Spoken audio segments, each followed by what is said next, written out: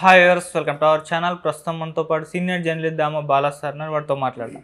నమస్కారం సార్. నమస్తే sir, junior NTR గారు దేవరాజ్ సినిమా మరి ఎంతో ఎక్స్పెక్టేషన్స్తో ఈ మంత్ 27న రిలీజ్ కాబోతుంది సార్. అయితే ఇప్పుడు నందమూరి అభిమానులు ఈ దేవరాజ్ సినిమాని ఎలాగైనా ఫ్లాప్ చేయాలని చెప్పేసి పిలిపివ్వడం చూస్తున్నాం సార్. అందుకు సంబంధించి పోస్టులు కూడా నెగిటివ్గా పెడుతున్నారు. అసలు ఏం జరిగింది, ఎందుకు ఈ విధంగా వీళ్ళు పెడుతున్నారు? నిన్నే ట్రైలర్ రిలీజ్ అయింది, ఫుల్ పాజిటివ్ రెస్పాన్స్ వచ్చింది. అంతలోపే ఇటువంటి కామెంట్స్ రావడం అనేది జూనియర్ ఎన్టీఆర్ అభిమానులు అయితే ఆందోళనకు గురవుతున్నారు. మరి ఏం జరిగింది, ఎందుకు ఈ విధమైన డిసిజన్ తీసుకున్నారు? మరి ఇదే నేపథ్యంలో ట్రైలర్ నేను రిలీజ్ చేశారుగా, ఏ విధంగా ఉంది సార్ మీ రివ్యూ ఏంటి ట్రైలర్ పైన? ట్రైలర్ రివ్యూ పోయే ముందు అసలు జూనియర్ ఎన్టీఆర్ని డిజోన్ చేసుకోవడం నందమూరి ఫ్యాన్స్ అనేది కనిపిస్తుంది. ఎందుకంటే ఇప్పుడు కొత్తగా మోక్షజ్ఞ రంగంలోకి వచ్చాడు. సో మనం మోక్షజ్ఞ పేరు కూడా చూస్తే అతని పూర్తి పేరు నందమూరి తారక రామారావు మోక్షజ్ఞ తేజ, అది పూర్తి పేరు పెట్టారు. నిజానికి ఆ పూర్తి పేరు ఇంతకుముందు లేదు, మోక్షజ్ఞనే ఉన్నింది. ఇప్పుడు కొత్తగా నందమూరి తారక రామారావు కూడా యాడ్ చేశారు. అంటే ఎన్టీఆర్ మోక్షజ్ఞ అనేది పాపులర్ చేయబోతున్నారు. అంటే మనం కానీ చరిత్ర ఒకసారి చూస్తే 2001లో జూనియర్ ఎన్టీఆర్కి వ్యతిరేకంగా ఆయన ఎవరు తారకరత్నాది 9 సినిమాలని ఒకే రోజు ఓపెన్ చేయించారు. అంటే జూనియర్ ఎన్టీఆర్ని తొక్కేయాలని చెప్పి నందమూరి ఫ్యామిలీ అంతా కూడా ఒక ప్లాన్ చేసి మ్యాక్సిమం కమ్మ ప్రొడ్యూసర్లను తీసుకొని ఇతన్ని తొక్కేయాలని. ఎందుకంటే ఇతను హరికృష్ణ సెకండ్ వైపు కొడుకు, ఆమె ఏమో బ్రాహ్మణు కాబట్టి ఇతన్ని పుకార్లు కూడా పుట్టించారు. వీళ్ళ మదరు ముస్లిం అని కూడా చాలా కాలం పుకార్లు పుట్టించారు. సో ఇలాగ జూనియర్ ఎన్టీఆర్ని తొక్కేయాలనుకున్నారు, అది కాలేదు. అతను ఫీనిక్స్ అంటారు, అంటే తొక్కేస్తే కాల్చేస్తే మళ్ళీ పక్షి బూడిద నుంచి పైకి లేచినట్టుగా అతను లేచారు. దాంతో విధి లేక ఓన్ చేసుకోవాల్సి వచ్చింది. చంద్రబాబుకు కూడా జూనియర్ ఎన్టీఆర్ అవసరం ఏర్పడింది. దాంతో చంద్రబాబు రంగంలో దిగి నందమూరి ఫ్యామిలీలో అందరినీ జూనియర్ ఎన్టీఆర్ని యాక్సెప్ట్ చేసే విధంగా చేయడం, చంద్రబాబు బంధువుల అమ్మాయిని నార్నే కుటుంబానికి సంబంధించి పెళ్లి చేయడం, ఇవన్నీ చంద్రబాబు చేశాడు. అయితే దాని తర్వాత మళ్ళీ చంద్రబాబుకి జూనియర్ ఎన్టీఆర్ మధ్య గ్యాప్ వచ్చింది, కారణాలు ఏవైనా. దాంతో మళ్ళీ జూనియర్ ఎన్టీఆర్ని డిజోన్ చేసుకున్నది నందమూరి ఫ్యామిలీ, ముఖ్యంగా బాలకృష్ణ ఆ మధ్య కూడా ఎలా రియాక్ట్ అయ్యాడు చూసాము. పెద్ద ఎన్టీఆర్ వర్ధన్ సందర్భంగా బ్యానర్ని ఇప్పుడే తీసేయని మాట్లాడడం చూసాము. ఇలా ఘర్షణ అనేది మళ్ళీ పెరుగుతుంది. ఇది రాజకీయ వాతావరణం తీసుకుంది. ఎందుకంటే జూనియర్ ఎన్టీఆర్ డైరెక్ట్గా తెలుగుదేశానికి సపోర్ట్ చేయలేదు, సైలెంట్గా ఉన్నాడు. వైసీపీ వాళ్ళు జూనియర్ ఎన్టీఆర్ ఫ్లెక్సీల్ని అవన్నీ వాడుకుంటుంటే అక్కడ ఎక్కడ ఖండించలేదు. ఇలాగా జూనియర్ ఎన్టీఆర్ మీద తెలుగుదేశంలో చాలా అసంతృప్తి అనేది పెరిగింది. సో అట్లాగే శత జయంతి సీనియర్ ఎన్టీఆర్ శత జయంతికి పిలిస్తే కూడా ఇంటికి వెళ్ళి జూనియర్ ఎన్టీఆర్ రాకుండా మాలేను ఎక్కడికి వెళ్ళాడు. సో ఇలాగా కంప్లీట్గా జూనియర్ ఎన్టీఆర్ ఇండైరెక్ట్గా వైసీపీకి ఉపయోగపడుతున్నాడన్న నెరేటివ్ జనంలోకి వెళ్ళింది. అది జూనియర్ ఎన్టీఆర్ వైపు నుంచి కూడా ఆ ప్రాబ్లం ఉంది. జూనియర్ ఎన్టీఆర్కి ఏంటంటే తాను ఒక లోకేష్కి సెకండ్ ఫిడిల్ కాదలుచుకోలేదు రాజకీయాల్లో ఉంటే తన తాతలాగా తాను ఓన్గా రంగంలో దిగాలనేది ఉంది. దానికి ఇంకా టైం ఉంది అతనికి. ఇప్పుడు ఎంత అరౌండ్ 40 ఇయర్స్ కాబట్టి పెద్ద ప్రాబ్లం లేదు. అందుకని అతను సినిమా మీద కెరీర్ మీద ఫోకస్ చేశాడు. అయితే ఇప్పుడు ఆంధ్రప్రదేశ్లో రాజకీయాలు ఎలా ఉంటాయో మనకు తెలుసు. ప్రతిదీ రాజకీయమే, రాజకీయం కాందేది అక్కడ లేదు. సో ఈ కాంటెక్స్లో ఇప్పుడు బాలకృష్ణ కొడుకు ఎప్పటి నుంచో మోక్షజ్ఞ ఎప్పుడు అంటూ వచ్చారు. మొత్తానికి ఇప్పుడు రంగంలోకి దింపారు. ప్రశాంత్ వర్మ డైరెక్షన్లో రాబోతుంది. ఆల్రెడీ మొన్న ఒక పోస్టర్ కూడా రిలీజ్ చేశారు, అతని స్టిల్ కూడా రిలీజ్ చేశారు. ఈ కాంటెక్స్ట్లో ఇప్పుడు దేవర రిలీజ్ అవగానే ఒక్కసారిగా, ఎందుకంటే దేవర సినిమా ఎప్పటి నుంచో వెయిటింగు, అది ఇప్పుడు సెప్టెంబర్ 27న రిలీజ్ అవబోతుంది.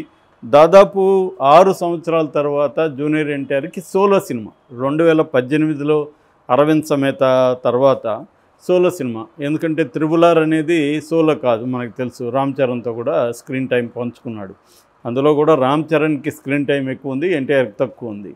సో ఇప్పుడు సోలో సినిమా 6 ఏళ్ల తర్వాత వస్తుంటే నిజానికి జూనియర్ ఎన్టీఆర్కి హైప్ అనేది విపరీతంగా ఉంది. ఎందుకంటే జూనియర్ ఎన్టీఆర్ ఫ్యాన్స్ బలంగా ఉంటారు అక్రాస్ ద కులాలు, అన్ని కులాల్లోనూ ఉంటారు. కానీ ఇప్పుడు ఏమైపోయింది, నందమూరి ఫ్యాన్స్ జూనియర్ ఎన్టీఆర్ మీద కక్ష కట్టినట్టు అర్థమవుతుంది. ఎందుకంటే క్లియర్గా బాలకృష్ణ యాంటీగా ఉన్నాడు అనేది వాళ్ళకి అర్థమైపోయింది. రెండోది మోక్షజ్ఞ వచ్చాడు. మోక్షజ్ఞనే నందమూరి అసలైన యంగ్ టైగర్, జూనియర్ ఎన్టీఆర్ కాదు.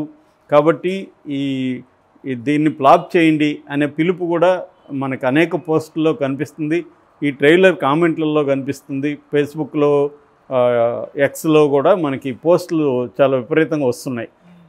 ఎవరైనా నిజంగా నందమూరి ఫ్యాన్ ఉండి జూనియర్ ఎన్టీఆర్ని కూడా ఆహ్వానిస్తే దాని కింద కూడా కామెంట్ పెడుతున్నారు, అతను తిడుతున్నారు, నువ్వు నిజంగా నందమూరి ఫ్యాన్ అయితే ఈ సినిమాని ఫ్లాప్ చేయండి అని.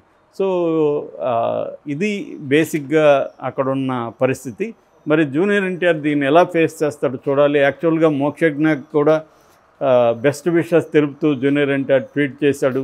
తను మెల్లమెల్లగా ఇప్పుడు తనకే అర్థమైంది, ఇటు రాజకీయంగా కానీ మనం వైసీపీ ఉన్నట్టు కానీ సిగ్నల్ వెళ్తే మన కెరీర్కి కూడా ఇబ్బంది అని. ఎంతో కొంత ఇబ్బంది ఉంటుంది. కంప్లీట్గా ఏమీ ఒక నటుడిని తొక్కేయాలంటే అంత ఈజీ కాదు. రెండోది జూనియర్ ఎన్టీఆర్ ఒక ఎవాల్వ్ అవుతున్న నటుడు. అతను అక్రాస్ ద కంట్రీ ఇప్పుడు తెలుసు.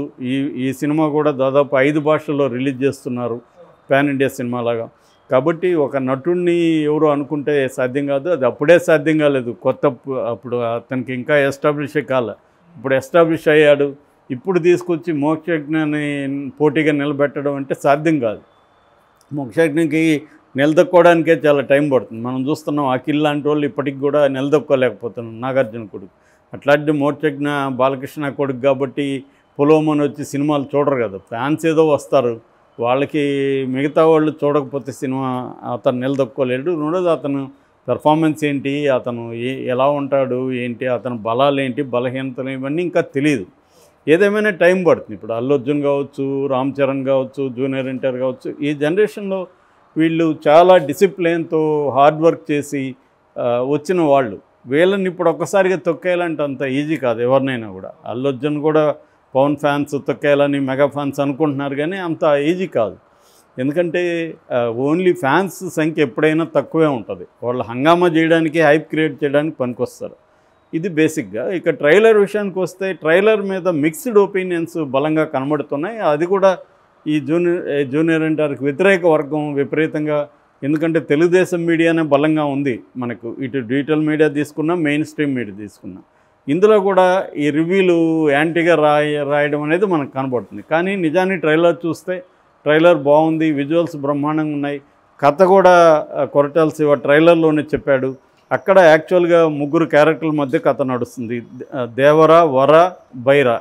సో ఈ 3 క్యారెక్టర్ల మధ్య మనకి నడుస్తుంది. దేవర వచ్చేమో సీనియర్ ఎన్టీఆర్, వర ఏమో జూనియర్ ఎన్టీఆర్ అంటే ఎన్టీఆర్ కొడుకు, తర్వాత ఏమో బైరా. సో అక్కడ ఒక దీవి, ఆ దీవిలో ఉన్న మనుషులు ఏం చేస్తారంటే సముద్రంలో వచ్చే షిప్పుల్ని దోచుకొని వాళ్ళు బతుకుతుంటారు. వాళ్ళకి భయం అనేది తెలియదు. అలాంటి దగ్గరికి దేవర వచ్చాడు. దేవర వచ్చి ఇది కరెక్ట్ కాదు, దొంగతనం కరెక్ట్ కాదు, కష్టపడి మీరు బతకాలి, సో భయం అనేది మీకు నేర్పిస్తాను అని చెప్పి అతను భయం అనేది వాళ్ళకి నేర్పించాడు. సో ధైర్యం అంటే బతకడానికి ధైర్యం తప్ప దొంగతనానికి కాదు కావాల్సిన ధైర్యం, కావాల్సింది బతకడానికి ధైర్యం కావాల్సిందన్న డైలాగ్ కూడా ఉంది. సో అంటే ఒక ఊరిని ఎస్టాబ్లిష్ చేయడం, ప్రకాష్ రాజ్ వాయిస్ ఓవర్లో వీళ్ళకి కులం లేదు, మతం లేదు, భయం లేదు అన్న డైలాగ్తో ఎస్టాబ్లిష్ చేశారు. అంటే వాళ్ళందరూ ఒక యూనిటీగా ఉంటారు, వాళ్ళకి కులం లేదు, మతం లేదు, అట్లాగే భయం కూడా లేదనేది యాడ్ చేశారు.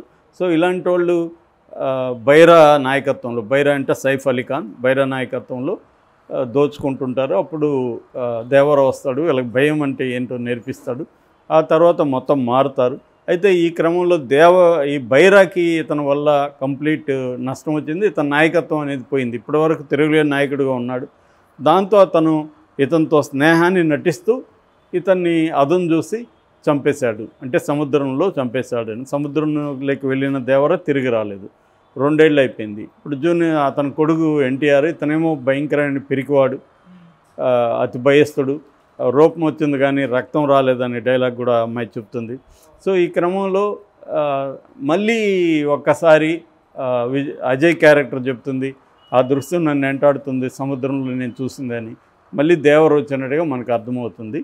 సో దాని తర్వాత షార్క్ మీద రైడ్ చేస్తున్నట్టుంది ఎండ్ షాట్.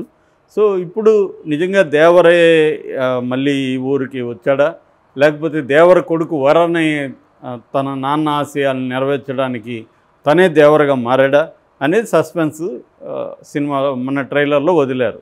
అంటే ఒక దేవర, వాళ్ళ కొడుకు దేవర ఫెయిల్ అయిన చోట వర సక్సెస్ అయ్యడం మళ్ళీ అనేది బేసిక్ ప్లాట్. సో విజువల్స్ అయితే ఎక్స్ట్రాడినరీగా ఉన్నాయి. సముద్రం అనేది కూడా, సముద్రంలో చుట్టూ కథ అనేది కూడా కొంచెం కొత్తగా ఉంటుంది. అయితే నెగిటివ్ బ్యాచ్ ఏం చేస్తున్నారంటే దీన్ని ఆచార్య 2 అంటున్నారు. ఎందుకంటే అది కూడా ఒకే దగ్గర జరుగుతుంది, అది కూడా బయట నుంచి చిరంజీవి క్యారెక్టర్ వస్తుంది, అది పాదఘట్టం సోను సూద్కి దానికి మధ్య కూడా జరుగుతుంది, సిమిలర్గా ఉంది, అదే కథను దీంట్లో దించేశాడని కూడా అంటున్నారు. జనరల్గా కథలు అంతకంటే కొత్త కథలేమి ఉండవు.